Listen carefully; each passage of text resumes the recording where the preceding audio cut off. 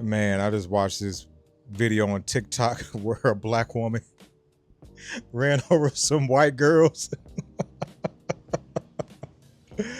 Oh man. Oh, terrible. We're gonna go ahead and get right into it. God is good all the time, and all the time. God is good. Coochies are pink, booty holes are brown. My skin is light, but my comedy is dark. Man, just like it was a dark night for them white girls. Yeah, I'm watching the video, and apparently, this vehicle drives through. It's like it's white girls walking, or these white people walking across the street, and I guess they feel safe because it's a barricade. It's barricaded. So you think, yeah, it should be good. And I'm thinking, like, did they look left or right before they crossed, or even before like situational awareness? It's funny because white people, they would walk out in the middle of the street and be like, hit me, bitch. Or they're in a whole different world. And then I guess it's a black woman. She actually pulls over and stops and checks on them and stuff like that. And this woman talks to the police and tells them what happened. Oh my goodness. My people, man. We perish for the lack of knowledge, man. You do not talk to the cops. You say, hey, you gotta talk to my lawyer. I hate what happens to them white girls over there. You gotta talk to my lawyer. Oh well, tough break, nigga. But this is the first, call it episode. I don't know, episode. It's a web series, I think. It's a comedy web series. But it's the first episode of Life is Funny. I am Forrest. I am a retired stand-up comedian. And every once in a while, the comedy bug hits me. But I know that I am not ever gonna get back up on that comedy stage unless somebody pays me. Because I was doing stand-up for free, open mics. Actually, the most I ever made from stand-up was $50. Yeah, I started my stand-up journey in Houston, Texas. I think like 2021. Fresh off of the pandemic when they were letting people outside. The Secret Room was the first place that I did comedy. Shout out to the Secret Room. I love that place because like it was more freer with the comedy. Like people were bombing up there and didn't care. It was a real late night comedy spot. But I love that place. I remember one time there's one white chick, she was doing comedy, and she used to be a heroin addict, and she was all like, when you get off heroin, you're reminded of things. And she was all like, yeah, when I got off heroin, I remember that I had kids. And I was like, oh shit, how am I supposed to follow this up? And so that was cool. I did a mic at this other place. It's called Axelrad. And I told a COVID joke. I said that I said that the vaccine was a scam. I think I said there was like multi-level. It was a pyramid. There we go. I compared the vaccine to a pyramid scheme. And I was talking about, yeah, you boosted, you double boosted, like the different levels of the pyramid. And I got some, laughs in there. And after I got off, the host, she was all like, why? I'll wait for this vehicle to go by. But she was like, why would you joke about COVID? And I was like, because I can't remember what my response was, but she was all like, COVID is real. I was like, to you, bitch. I didn't say bitch right there, but in my mind, I wanted to say that. I look forward to the day when I want to live a filterless life. Or I literally want to get to a point in my life where I don't know. I want to be able to say the things that are in my head freely. I just got to deal with the consequences. But yeah, this is Life is Funny, where I just talk about funny things that I see in my life or experience, or what I find funny about life. Because one thing, when you're a stand-up comedian, like, everything is funny. Well, at least to me it is. Like, the things that are not supposed to be funny, you could find the funny. Like, I could find a joke in anything. And I feel like that's where the healing is. Like, on the other side of pain is laughter. And so, since I don't want to do stand-up comedy anymore, I figured I take my brand of dark humor and bring it to YouTube, and my audience will find me versus me trying to go to the audience. Because one thing that was another reason I had to let go of stand-up comedy, because I was giving more than I was getting in return. Like, I didn't write. Everything was off the top of the dome, freestyle. I mean, I would think of an idea. Like, I would literally have my phone just full of bullet points. Like, that was the most writing I would do. I would have, like, topics, and then I would take a topic and I would think of some premise and joke about it. Sometimes I would practice it. Like, I would have a mic at the crib and I would run through it just so I can get the reps in. But I did a lot of my writing, quote unquote, writing on stage. And I had a partner tell me, hey, you should write. And I tried it, and I was so in my head, it just threw me off. And I remember there was one time outside of the Laughing Library in Atlanta, at Peter Street. Keep that name in mind, because we're gonna come back to it at some point.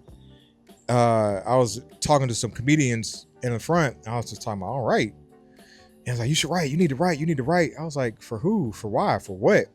It was like, Dave Chappelle writes. And I was all like, I'm better than Dave in my mind. And they looked at me like I was crazy as fuck. But that's what I feel like. Like, I feel like you should have that level of confidence. And I enjoyed comedy. I enjoyed getting on stage. It was a form. It wasn't therapy. It was a form of therapy. I enjoyed making people laugh. I enjoyed triggering people. I've literally had folks ready to fight me. It was two black dudes in particular. It was like one dude. There's one spot, I can't remember the name. Something Tavern. Oh, well, I ain't gonna think too hard. I was talking about drugs, and he got triggered. He tried to run up on me. So hold on, man, we're good.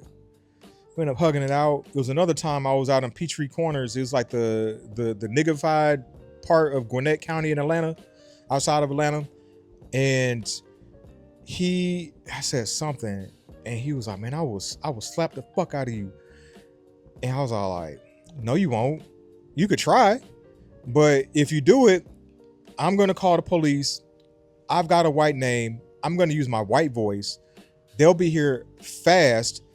And if they shoot your black ass, I'm going to be at your Black Lives Matter, at the Black Lives Matter rally.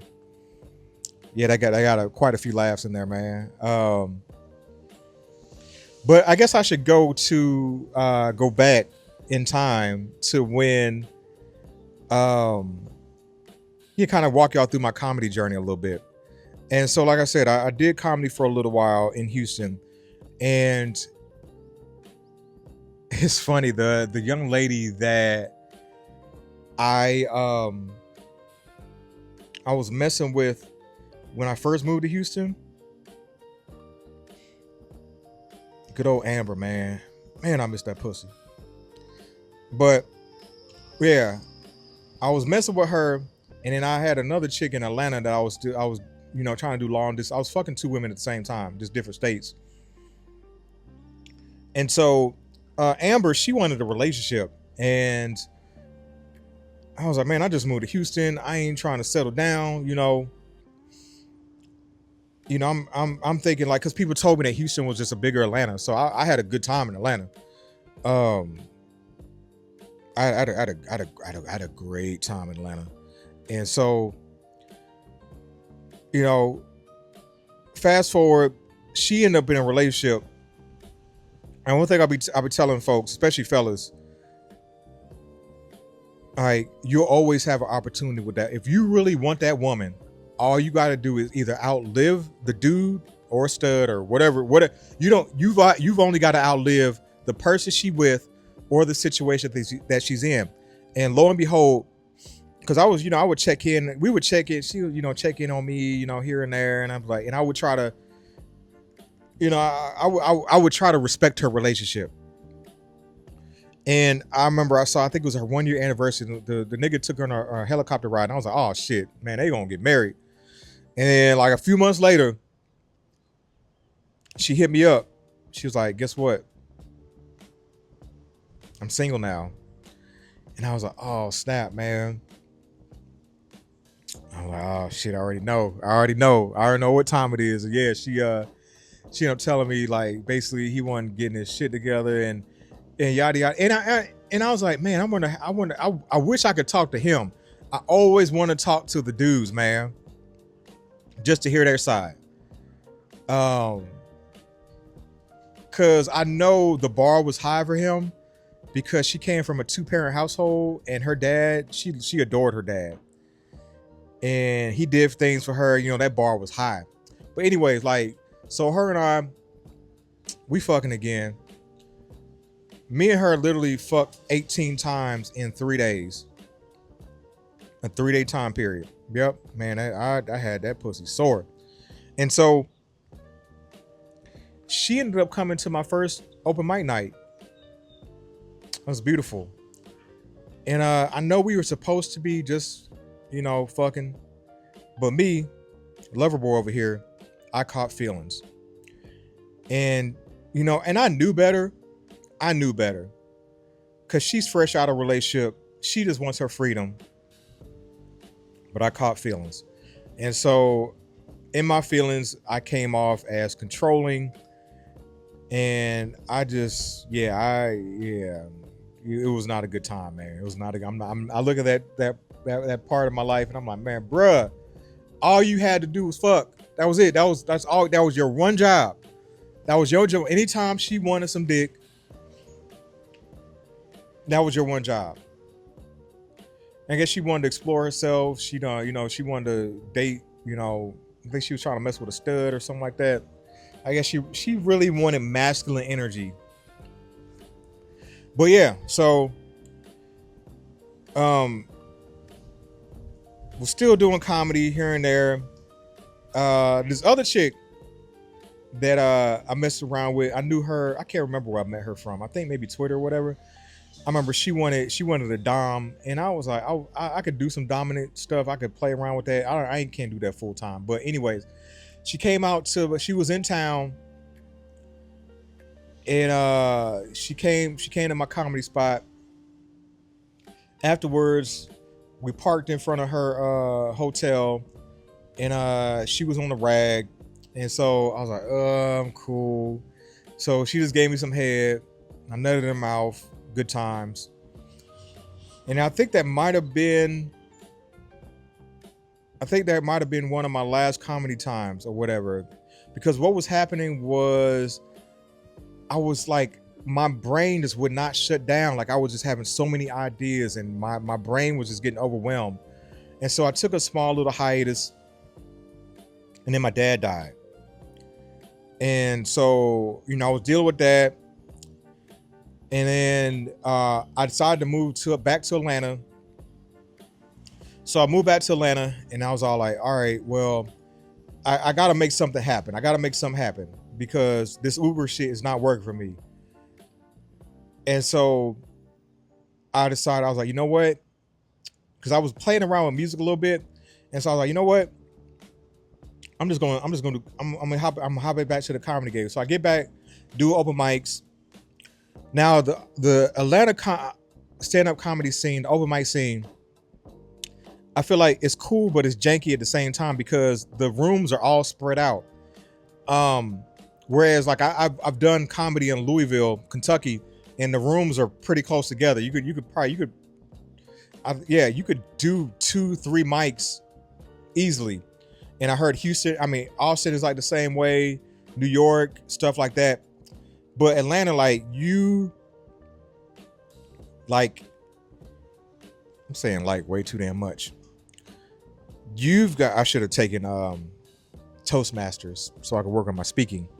But you've got to time it perfectly if you want to do more than one mic a night. And so I'm doing Laughing Library. I can't remember some of the other spots. Ship and Anchor. I think this other like Irish spot. But I come across I'm looking at the list, like they have a calendar. And so there's open mic Joe's Coffee Shop. It was around 4 or 5 p.m. on a Monday. And I was like, cool, that works. I can go to that place because it's very close. I was living in Decatur, and Joe's Coffee Shop is in East Atlanta. It's a very kind of liberal spot in Atlanta, which I really wasn't aware of how liberal it was till, I'll tell you. And so I was like, all right, I can do this place, and then I can hit up the other spot in Marietta. So, because it's like with stand-up comedy, once you want to get into a routine. And so I'd go to Joe's, the coffee shop, and I'm like, cool, I'm gonna do my thing. So I sign up, and I'm noticing that it's one of them real liberal place where they were doing some man bashing. And let me tell you, female comedians, man bashing is not the way to go. Talk about, like, I would say you can get your man bashing in there, but you got to make it funny. You got to ease it in there. You got to sprinkle it in there. You can't come in with the full-on feminist manifesto right off the bat. And so they were doing some of that. And then so there was this white woman sitting behind me, and she's laughing, and her laugh, I was all like, oh man, she must have sang tenor in the choir. I'm like, okay, all right, because sometimes I would scope the scene and I would get intelligence. I'm like, what am I gonna use on stage to open up? And then I think right before me there was this one white dude. He was talking about tweets from the past. He was talking, history tweets. And I was like, all right, cool, I'm gonna use some of that.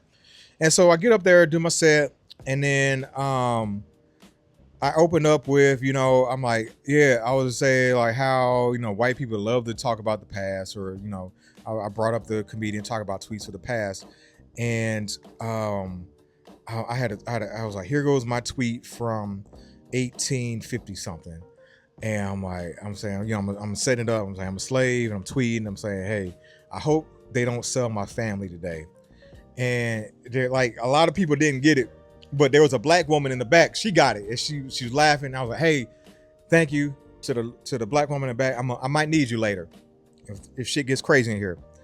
And then so I go into saying like, hey, I moved back to Atlanta, and I know I met a lot of celebrities in Atlanta. There's a lot of celebrities here, and we actually have a celebrity in the house. And I look right at this trans white woman, and I'm like, hey,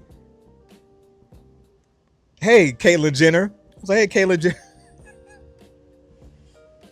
You could have heard a fucking rat pissing on cotton in there.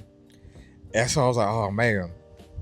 So then I went into talking about I was like, hey, there's a vagina civil war going on between the organic vaginas and the synthetic vaginas over who owns womanhood.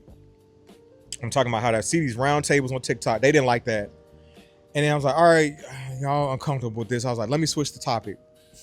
So I'm like, hey, let's switch genders. And I'm just saying how on TikTok, I see women transition to men. And it's like, it reminds me of going through puberty. And I was when the whole, like, they how they talk about the testosterone journey is talking about, oh, I would start, hey, my name is Terry, and this is 1 week on T. And then I would take it all the way to about 6, 7, maybe to a year, get to the year part and be like, hey, my name is Terry, and this is 1 year on T. Man, they didn't like that shit, man. And so I was like, hey, my name is Forrest. Appreciate y'all. Got off. If I could feel the energy shift as I was walking out. And then so the following week I go back, and this is a time in my comedy journey when I gave a fuck about people's feelings.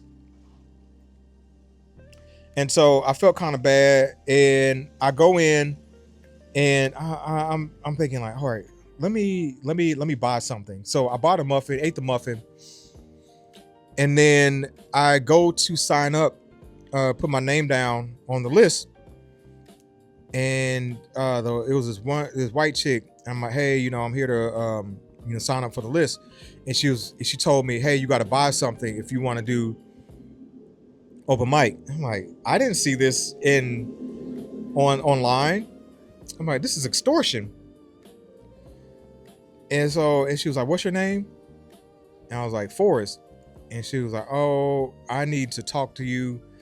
And so we walked outside to the back, and she said, I wasn't here the last week, but I heard about your set, and you can't. She basically started to lecture me, and I pretty much was like, hold on.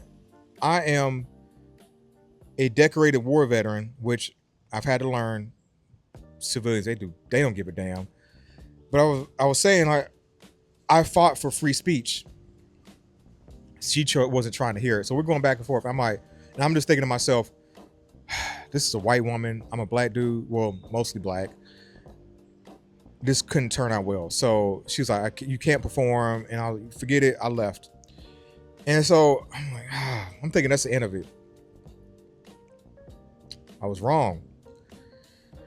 A few weeks later, I go to Laughing Library. It's pretty empty. And the host is different from the regular host. Ferg usually would host that mic. Was it that week? No. I think that week though, that Saturday, I found another mic. It was another bar, and it was closest right around the corner. And the host is a white dude. He said, hey, you told me. He was like, hey, I heard about what happened. And you've been cool here, so you could perform. So I was like, and that really affected my comedy because I really couldn't go in as much as I wanted to. But fast forward like a week or two, and it was pretty empty in there. And so I'm just gonna play around. It was this white chick, and then this white dude that I knew from another comedy spot, and he's just playing. He's playing around on the computer. I mean, on the keyboard, on the piano, and I'm just freestyling it. I'm just freestyling stuff. I talked about how Kelsey really shot Meg Thee Stallion. It wasn't Tory Lanez. It was just because women will shoot each other over the same dick. And the white chick, she laughing. And then I went into how I brought up the Caitlyn Jenner thing, and she was like, that's why you got blackballed from there. I'm like, what? She's like, you can't call white trans woman Caitlyn Jenner. I was like, why not? She was like, you just can't. Let's have the conversation. Why can't we? It's just like, if I just went to a random black person and called them Eric Andre, I'd be wrong. And I was like, one, I look like Eric Andre. I was like, I don't care, or whatever that light skinned black dude's name is. And I forgot this white woman's name. I'm in that point in my healing where I'm forgetting the names. But I saw that she was like the type of white woman that probably has a Black Lives Matter sign. Because I started doing my research afterwards, because she couldn't be in an argument, so she stormed out. So I did my research. Apparently, like her younger brother had autism. She would bully him. Her older brother would bully her. and her dad wasn't in her life, and she ended up doing crack. White chick do crack. She got out crack. So I was gonna use that in my routine and stuff like that. But so fast forward, I tried to go to the other comedy spot before where they told me, hey, you can't, yeah, you're cool. And the dude, he said, you can't, I heard what happened. You can't do comedy here. And I was like, bro, you're being racist. We're going back and forth. I was like, I just left. And then a few days later, I'm in the Discord, and there's one dude, Billy Willie. I guess I haven't got too much healing over that.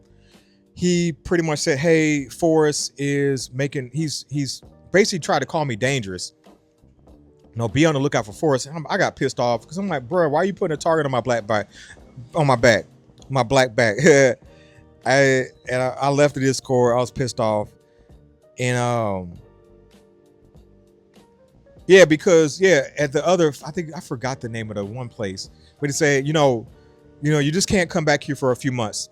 And then so I waited, and then I came back. No, that's when I said the whole racist thing. Yeah, I came back, and so I'm waiting. I put my name down. I'm waiting. There's this one white dude over there trying to talk about his trans stepdaughter, and they're making it uncomfortable. Him, I'm like, I swear. And I wanted to hear about it. And so I'm waiting. And then the host, he sees me and he was, hey, I need to talk to you. And I'm like, oh man, here we go again. And he told me, he was like, you can't do comedy here. And I was like, bro, you being racist. And so I was like, bro. So I'm still doing comedy. And then the breaking point for me, and I started, like, I was doing comedy, and then I started playing around with music. My music was getting better, and I was trying to split time. And eventually I was like, it was being too much. And so I'm at Laughing Library, and I do the first iteration of this joke where I say that the price of pussy is going up, but the value is going down. So much so that it ain't even worth raping these chicks. Oh, wait, let me redo it. I said the price of pussy going up, but the value is going down. So much so that it ain't even worth raping these bitches anymore. And bruh, the dudes, that hit like a bomb. And then so I'm like, I'm thinking, because that was my first time doing it, and I was gonna test it out. I was gonna add things, take away things, things and shit like that. And so, about a week or two later, I'm interviewing the dude that owns the place, and he tells me, he was like, hey, this white woman, she complained. And then I was like, all right. He was like, I kind of told him the context of it, and I'm thinking it's because of another joke. But then the host, he was like, he hits me up. He was like, hey, I need to call you. And he was like, as we talk, and he was like, hey, that rape joke you told? Yeah, that woman, she complained, and then the people that worked there told me that you couldn't come back. And I was like, bro. After that, I was like, you know what? I'm done. So that was it. I was done with stand. That was when I retired for stand-up comedy. And so here I am. So there we go.